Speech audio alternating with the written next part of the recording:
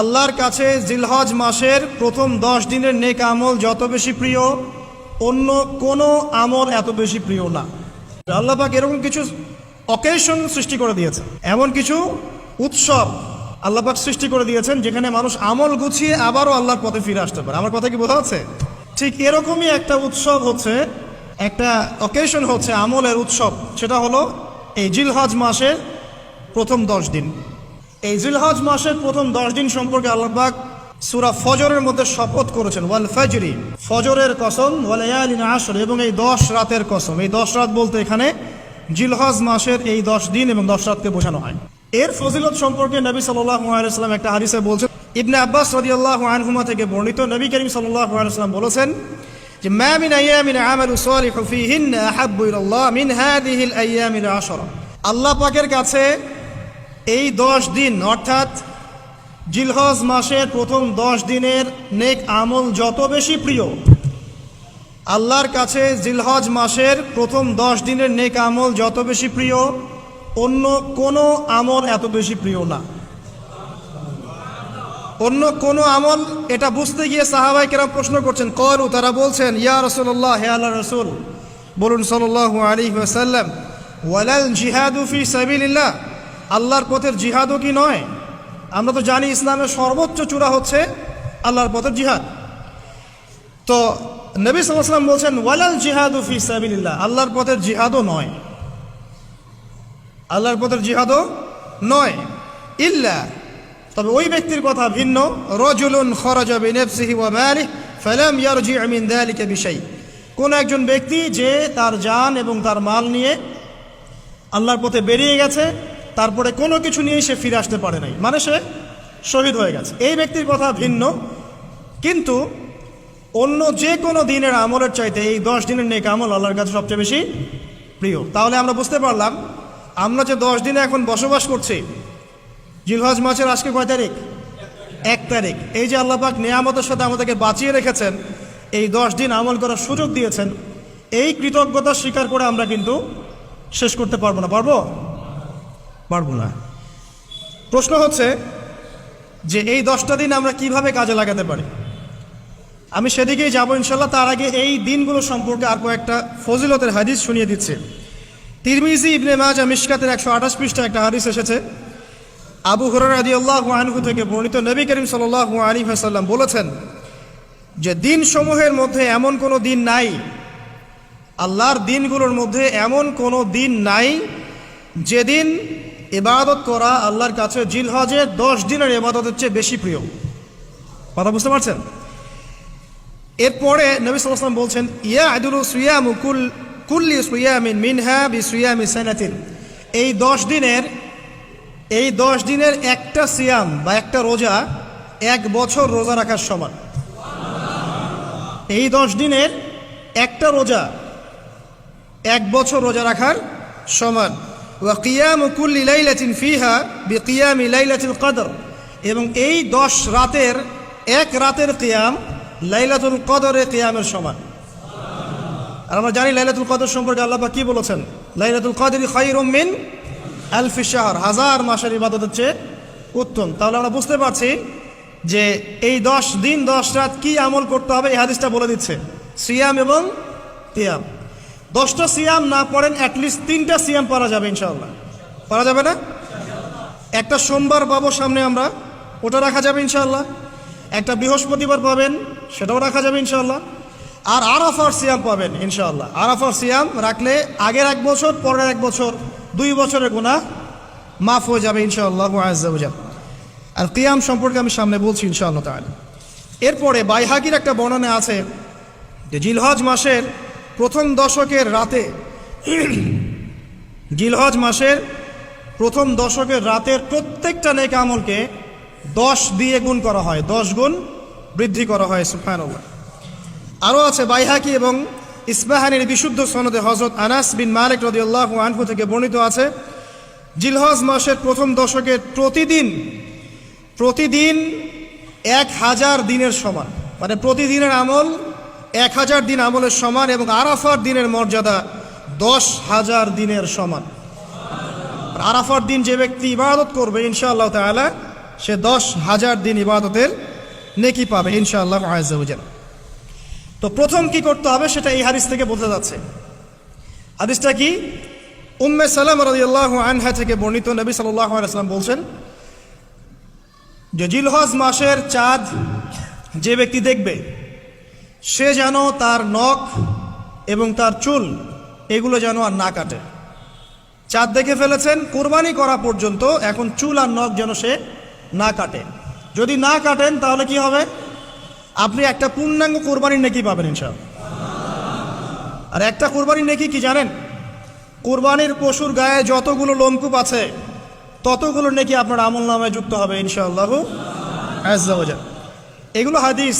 এখন আমরা প্র্যাকটিক্যাল কিছু কথায় আসি যে কিভাবে আমরা এই 10টা দিনকে কাজে লাগাতে পারি। আমি সবার আগে দোয়া করছি আল্লাহ পাক যেন আমাকে সবার আগে এর উপর আমল করা তৌফিক দান করেন, আমার পরিবারকে তৌফিক দান করেন, এবং অতঃপর আপনাদের সবাইকে যেন আল্লাহ পাক এই তৌফিক দান করেন, আমিন। 1 নাম্বার, যদিও কাজটা খুব ডিফিকাল্ট এবং এই যুগে এই জেনারেশনের জন্য কাজটা অনেক বেশি ডিফিকাল্ট, অলমোস্ট ইম্পসিবলের মতো, সেটা হচ্ছে এশার নামাজের পরপর ঘুমিয়ে যাওয়া, তাই না ভাই? এই কাজটা এখন কোয়াইট ইম্পসিবল, এশার নামাজের পরপর ঘুমিয়ে যাওয়া। কিন্তু চেষ্টা করতে হবে, আল্লাহ তৌফিক দান করুক, 10টা-11টার মধ্যেই যেন আমরা ঘুমিয়ে পড়তে পারি। আল্লাহ পাক তৌফিক দান করুন, সবার আগে যেন আমাকে তৌফিক দান করে। কোনো কোনো রাত এমনও কেটে যায় ফজরের নামাজ পড়তে হবে জন্য সারা রাত জেগে থাকতে হচ্ছে। আর আমাদের সময়ে বারাকা কমে গেছে, জানেন? আমাদের সময়ের মধ্যে বারাকা কমে গেছে, এটাও কিয়ামতের সাইন।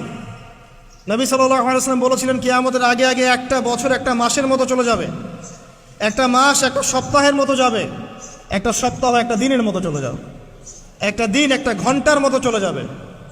তাই হচ্ছে না এখন? এই 7 দিন আগে আমরা জুমা পড়লাম, দেখেন 7 দিন, এই যে গত কয়দিন আগেই আপনি কুরবানির পশু জবাই করলেন, আবার কুরবানির ঈদ আপনার সামনে।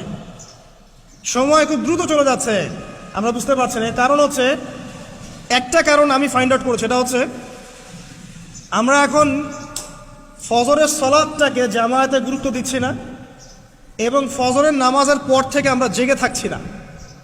অনেকেই, বেশিরভাগই যারা থাকছে আলহামদুলিল্লাহ। এই কারণে ওই যে বরকতময় সময়টা সকালে, এটা আমরা পাচ্ছি না। এই কারণে দিনটা আমাদের ছোট হয়ে আসছে, দিনে কাজগুলো আমরা শেষ করতে পারছি না, রাত জাগতে হচ্ছে, আর রাত জাগলে তো ফজরে ওঠা সম্ভব হচ্ছে না। সো এই সমস্যাটা হচ্ছে ফজর কেন্দ্রিক, ফজরটাকে গুরুত্ব দিতে হবে সবচেয়ে বেশি। আল্লাহ পাক আমাকে তৌফিক দেখ, আপনাদের সবাইকে তৌফিক দান করুন। এই 10টা দিন আমরা প্র্যাকটিস করবো ইনশাআল্লাহ। রমাদান মাসে আমরা যেমন প্র্যাকটিস করেছিলাম 1 মাস আল্লাহর আনুগত্যের, এই 10টা দিন উৎসবের উৎসাহ নিয়ে আমরা আবার প্র্যাকটিস করবো ইনশাআল্লাহু আযজা ওয়া জাল। আর এই বিষয়গুলো বেশি বেশি প্রচার করবেন অনলাইনে, কারণ আমাদের জাতিটা, আমি জানি না সৌভাগ্য না দুর্ভাগ্য, আমরা খুব ইস্যু পাগল যাতে ইস্যু একটা ধরিয়ে দিবেন, এটা নিয়ে আসতে থাকবেন, যে কোনো ইস্যু। নবী সাল্লাল্লাহু আলাইহি ওয়াসাল্লামকে অবমাননা করা হয়েছিল, এখন কয়জনের মনে আছে? মনে আছে কয়জনের? তারপরে ইস্যু চলে আসলো বন্যা, এখন কয়জনের মনে আছে যে বন্যা হয়েছিল? এখন আছে সেতু, এটা নিয়ে সবাই কথাবার্তা বলছে। এরপরে দেখবেন আরেকটা নতুন ইস্যু, সেতুর কথা মানুষ বলে যাবে। আমরা কেন জানি সাইকোলজিক্যালি এমন হয়ে গেছে যে ইস্যু একটা ধরিয়ে দিলেই 5 দিন 7 দিন 10 দিন কথা বলতে থাকি, আবার ইস্যুও শেষ, কথা বলাও শেষ, মানুষ ভুলে যায়। তো এই কারণে মনে করিয়ে দেওয়ার স্বার্থে জিলহজের 10 দিনের ফজিলত আমাদের সবাইকে মনে করিয়ে দেওয়া লাগবে, ঠিক আছে? অনলাইন অফলাইনে সবাই প্রচার করবেন। এই 10 দিন নেক আমলের জন্য একটা উৎসবের উপহার আল্লাহর পক্ষ থেকে, এই 10টা দিন যেন আমরা আল্লাহর পক্ষ থেকে এই উপহারকে কাজে লাগাই, বেশি বেশি নেক আমল করি, পরকালকে গুছিয়ে নেই। পারবো না ইনশাআল্লাহ? ইনশাআল্লাহ। প্রথম কাজ, আর্লি ঘুমিয়ে যাওয়ার চেষ্টা করা। 2 নাম্বার, ফজরের নামাজের মিনিমাম আধা ঘন্টা আগে ঘুম থেকে ওঠার চেষ্টা করা। ফজরের নামাজ কয়টা আপনাদের এখানে? 4:30টায়। 4টা বা 4:45টায় ওঠার চেষ্টা করতে হবে। আল্লাহ পাক তৌফিক দান করুন। ওযু ইস্তেনজা করার পরে মিনিমাম 2 থেকে 4 রাকাত নফল নামাজ পড়বে, মিনিমাম 2 থেকে 4 রাকাত নফল নামাজ পড়বে। আমরা জানি যে আমরা নবী সাল্লাল্লাহু আলাইহি ওয়াসাল্লামের মতো তাহাজ্জুদ পড়তে পারবো না, পারবেন? তার 2 রাকাত নামাজে তিনি প্রায় 4 পারা কোরআন তেলাওয়াত করেছেন। 2 রাকাত নামাজে 4 থেকে 4.5 পারা কোরআন তেলাওয়াত করেছেন। আমরা কি পারবো? আমরা পারবো না। মিনিমাম 2 রাকাত নামাজ বা 4 রাকাত নামাজ তো পড়তে পারি। এবং ওই সময়টা হচ্ছে দোয়া কবুলের সময়। আল্লাহ পাক প্রথম আসমানে নেমে আসেন। আল্লাহ পাক কীভাবে নেমে আসেন এটা আল্লাহ পাকের ব্যাপার, এটা নিয়ে আমাদের মাথা ব্যথা ঘামানোর দরকার নাই। আল্লাহ নেমে এসে আহ্বান করতে থাকেন, কারো কি কোনো চাওয়া আছে আমার কাছে, আমি সেই চাওয়া পূরণ করে দিব। কেউ কি অসুস্থ আছো, আমাকে ডাকলে আমি শেফা দিয়ে দিব। কেউ কি আমার কাছে ক্ষমা চাইবে, আমি ক্ষমা করে দেব। কেউ কি আমাকে ডাকবে, আমি তার ডাকে সাড়া দেব। এভাবে ফজর পর্যন্ত আল্লাহ পাক আহ্বান করতে থাকেন, কিন্তু আমরা আসলে ঘুমিয়ে থাকি। আল্লাহ পাক আমাদেরকে মাফ করে দিন এবং এই নেক সময়গুলোকে কাজে লাগানোর তৌফিক আল্লাহ পাক দান করুন, আমিন। এরপর আমরা চলে আসবো ইনশাআল্লাহ ফজর জামাতে। এবং নামাজের বাহ্যিক মাসআলাগুলোকে নিয়ে বেশি বাড়াবাড়ি করবেন না, অভ্যন্তরীণ বিষয় নিয়ে ফোকাস করেন। বাহ্যিক মাসআলা নিয়ে আমরা যথেষ্ট বাড়াবাড়ি করেছি। অভ্যন্তরীণ যে বিষয়টা আছে, নামাজের আধ্যাত্মিকত্ব, নামাজের রুহানিয়াত, নামাজের মাআরিফত, আল্লাহকে পাওয়া, নামাজের আত্মশুদ্ধি, ইহসান, এটা নিয়ে বেশি ফোকাস করেন। আমরা তর্ক করি হাত বাঁধা নিয়ে, তাই না? হাত বাঁধা নিয়ে, রফুল ইয়াদাইন নিয়ে, আমিন নিয়ে, এগুলো নিয়ে আমরা তর্ক করি। কয়জন তর্ক করেছি যে নামাজে কতটুকু মনোযোগ থাকলো তাই নিয়ে? কোনটা বেশি ইম্পর্টেন্ট? নামাজ যদি মনোযোগই না থাকে, আমার হাত বাঁধা দিয়ে আল্লাহ পাক যা আসে নাকি? একটা বাহ্যিক আমল করেছে, আল্লাহ পাক নেকি দিবেন, ঠিক আছে ইনশাআল্লাহ। নামাজের ইহসানটা সবচেয়ে বেশি গুরুত্বপূর্ণ নয় কি? ফাওয়াইলুল লিল মুসাল্লিন আল্লাযীনা হুম আন সালাতিহিম সাহুন, যারা নামাজ সম্পর্কে উদাসীন। তো নামাজে দাঁড়িয়ে যদি আমি সারা দুনিয়ার বিষয় চিন্তা করতে শুরু করি, তাহলে আমার হাত কোথায় বাঁধলাম এটা কি আল্লাহ পাক দেখবেন? আল্লাহ পাক আমাদেরকে বোঝার তৌফিক দান করুন যে মূল বিষয় কোনটা সেটা নিয়ে ফোকাস করি। আমরা মুসলিমরা জাতি হিসাবে এখন মূল বিষয়গুলোকে বাদ দিয়ে গৌণ বিষয় নিয়ে বেশি ফোকাস করি। এটা আমাদের অধঃপতনের অন্যতম একটা কারণ। আল্লাহ পাক আমাদেরকে বোঝার তৌফিক দান করুন, আমিন। জামাতে নামাজ পড়ার পরে আপনারা চলে যাবেন না হুট করে, এখানে বসে থাকবেন। বসে বসে তাসবিহ তাহলিল করবেন, জিকির আজকার করবেন। খুব কমন তাসবিহ আছে কিছু, আয়াতুল কুরসি পড়বেন একবার, সূরা ফালাক, ইখলাস, নাস 3 বার করে পড়বেন। তারপরে আল্লাহুম্মা আনতাস সালাম ওয়া মিনকাস সালাম তাবারাকতা ইয়া যাল জালালি ওয়াল ইকরাম পড়বেন। আল্লাহুম্মা আইন্নি আলা যিকরিক ওয়া শুকরিকা ওয়া হুসনি ইবাদাতিক পড়বেন। আল্লাহুম্মা ইন্না নাসআলুকা ইলমান নাফিআন ওয়া আমালান মুতাকাব্বালান ওয়া রিজকান তাইয়্যিবা, এটা পড়বেন। দরুদ শরীফ পড়বেন 10 বার। তারপরে পড়বেন রাদিতু বিল্লাহি রাব্বান ওয়া বিল ইসলামি দীনান ওয়া বি মুহাম্মাদিন নাবিয়্যা 3 বার। হাসবি আল্লাহ লা ইলাহা ইল্লা হু আলাইহি তাওয়াক্কালতু ওয়া হুয়া রাব্বুল আরশিল আযীম 7 বার। সুবহানাল্লাহি ওয়া বিহামদিহি আদাদা খালকিহি ওয়া রিদা নাফসিহি ওয়া জিনাতা আরশিহি ওয়া মিদাদা কালিমাতিহি 3 বার। তারপরে আর অনেক আছে, বলতে গেলে আসলে সময় শেষ হয়ে যাবে। আমি একটা বইয়ের নাম বলে দেই, এই বইয়ের মধ্যে সব পাবেন, ঠিক আছে? বইটার নাম হচ্ছে হিসনুল মুসলিম। কি নাম? হিসনুল মুসলিম। অ্যাপসও আছে, পকেটে অ্যাপস রাখতে পারেন, পকেট সাইজ বই পাওয়া যায়, পকেটে রাখতে পারেন। নামাজের পরে খুলে খুলে পড়বেন। এগুলো করতে গিয়ে আপনাকে কেউ বাধা দিবে? এগুলো করলে কি আপনি সন্ত্রাসী হয়ে যাবেন, মৌলবাদী হয়ে যাবেন, জঙ্গি হয়ে যাবেন? এই আমলগুলো করবেন, ছাড়বেন না, ঠিক আছে? আমল ছাড়বেন না। আমল সেই জিন্দেহি বানতা, একটা কথা আছে, আমল দিয়েই জীবন গঠিত হয়, জীবন গড়ে।